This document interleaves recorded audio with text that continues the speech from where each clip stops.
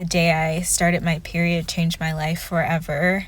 Oh man, there's no words that can express how I feel right now. I have never been the same.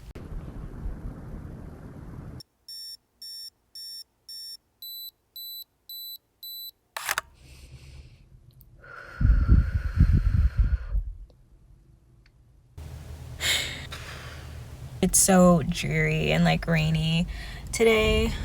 It's like having an allergic reaction to yourself.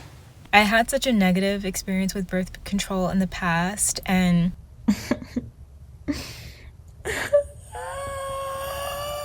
people say sometimes you have to try multiple ones before you find the right one, but it's like I feel like I'm gambling with my quality of life. Experienced in the diagnosis and treatment of allergies, asthma, immunology, and related disorders.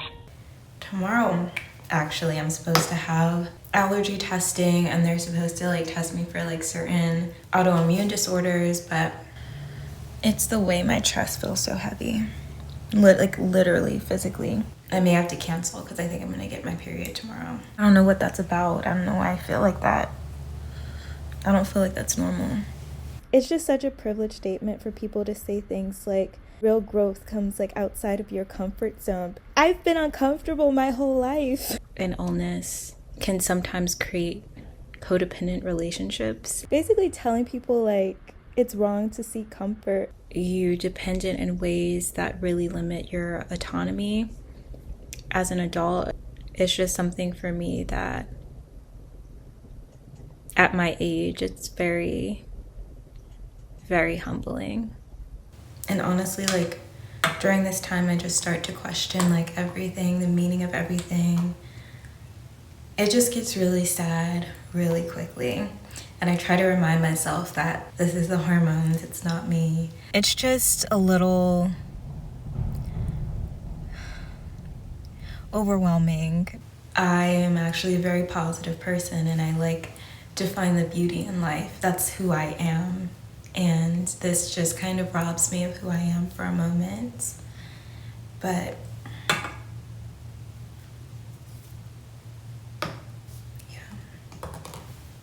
So unfortunately, you would have to call back during office hours, and they open at 8 o'clock. Okay.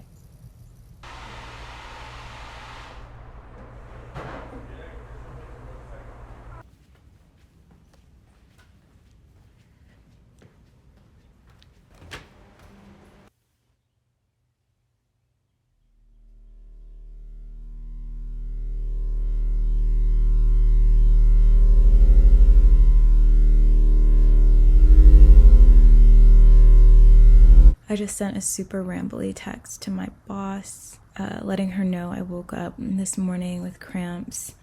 I can push through for a few hours if needed, and just to let me know if I need to come in.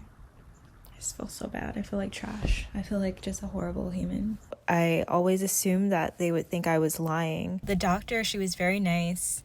No issues with her. She seemed like a lovely person. So every time I think of pulling myself out of bed and going, I just can't. It's just kind of hearing what my options were was a bit hard for me. When I brought certain things up to doctors, they was just kind of dismissed. So none of my concerns were validated. And so I was just like, okay, like this is just life. Got to keep going. Sometimes I still feel like that they're going to think this is all something I'm making up.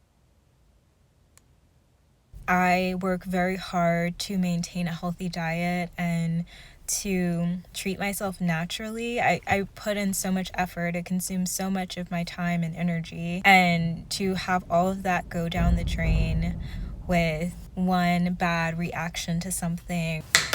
I feel like I wake up and my face is exceptionally like wrinkled and puffy and swollen.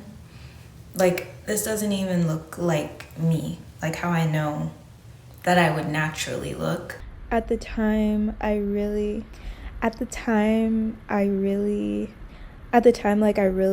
didn't. I've restarted this sentence like so many times. I actually can't remember where I was going with it, but I keep starting over thinking I'm going to magically remember. It's so hard to like look at myself like this. 17 years. almost 18. I don't know if it was clear from the previous clip or how I'm editing this together. I don't know what's going to happen, but I have had issues with my period since its inception. When I was 11 years old, I got my period, and it has been a problem ever since. I've had all sorts of other issues adjacent to my period, like digestive problems and just a host of other symptoms and things that I imagine are connected, but I don't know for sure. I have another doctor's appointment to get tested for allergies and a possible autoimmune disorder. So yeah, just a lot. And I don't really ever talk about my health online. I've mentioned it a couple of times in previous videos, but none in depth. And I really don't think I'm going to go in depth right now.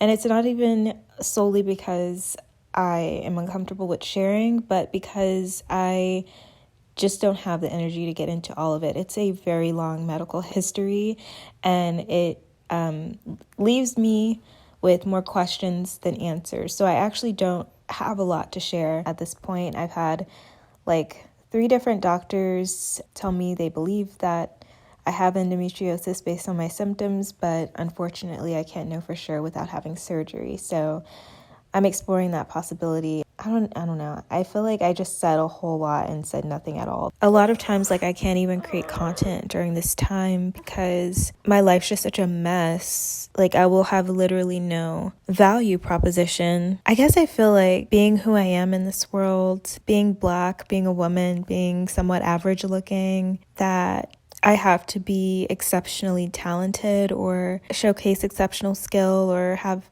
just exceptional content for people to want to watch me. And so that's really deterred me from showcasing my real life and what I really go through. And sometimes I'm actually a hot mess. Is this art?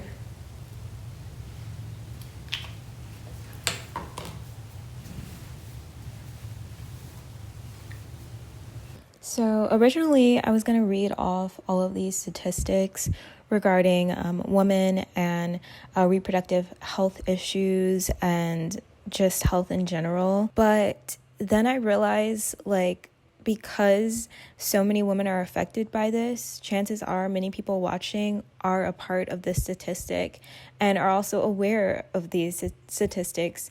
And I don't know how helpful it is to simply be aware of these, especially when you're someone who's suffering. But what I did extract from this is just the sheer number of us suffering is evidence of our power. There is power in numbers, and I hope that in some way this video not only lets people know that they're not alone, but because they're not alone, we have a collective strength.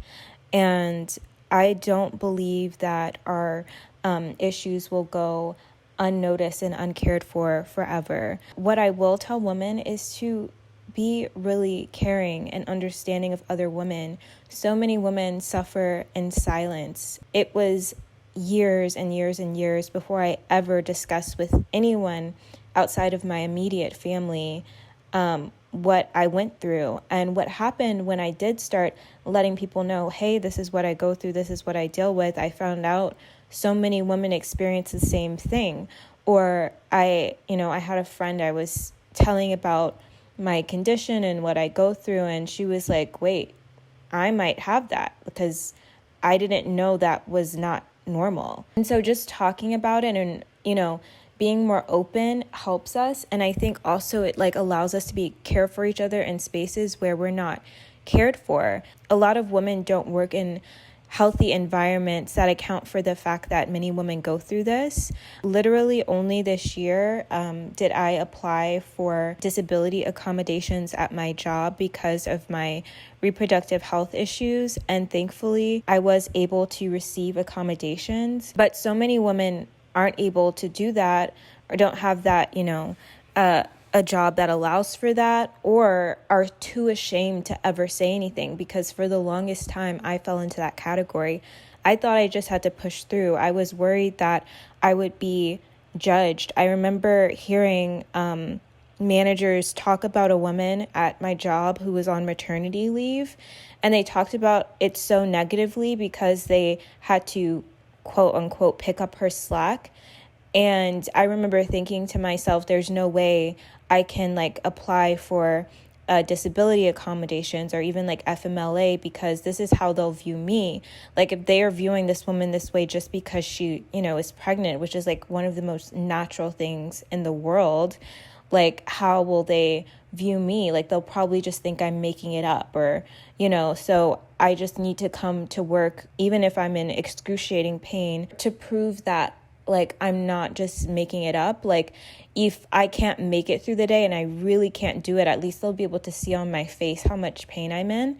Like it's just crazy. But like if you're another woman and you see your coworker and like she's suffering, like, offer help. But it just reminded me of something that I hadn't thought about in a while, but really like a defining moment in my life.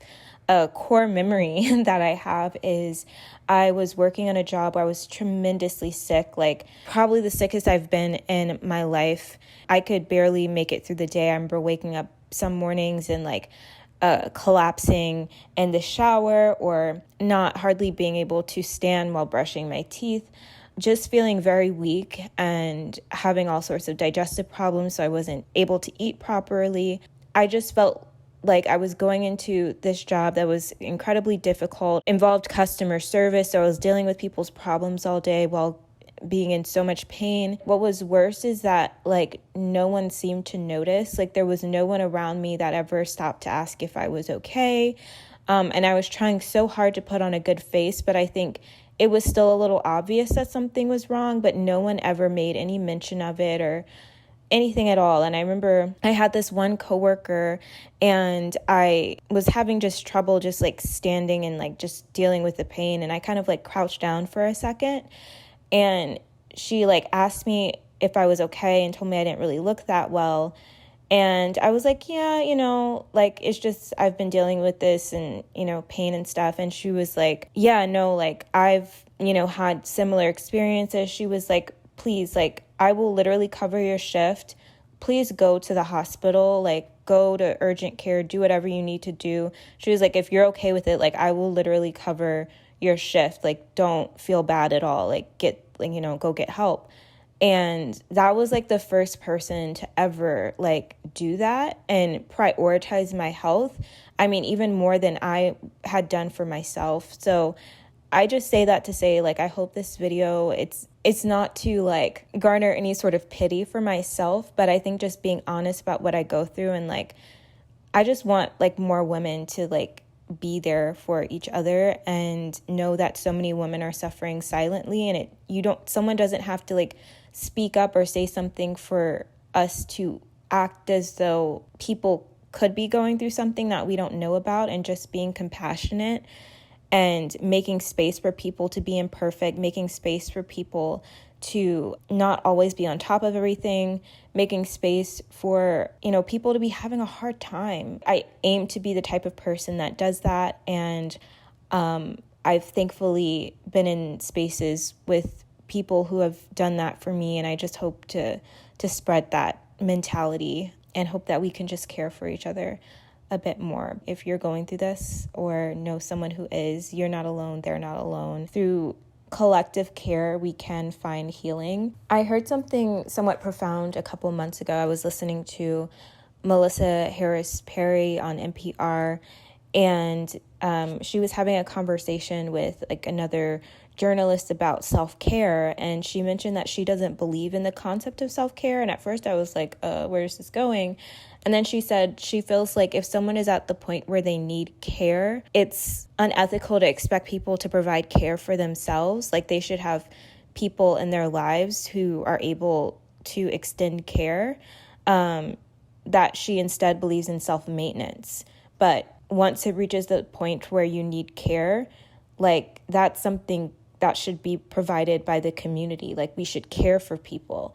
And that just kind of changed my whole mindset on self-care. And I have to say I agree. While I think it is important for us to maintain ourselves, take care of ourselves, quote unquote, I think there is a point where people need other people to like step in and just be helpful and kind and compassionate.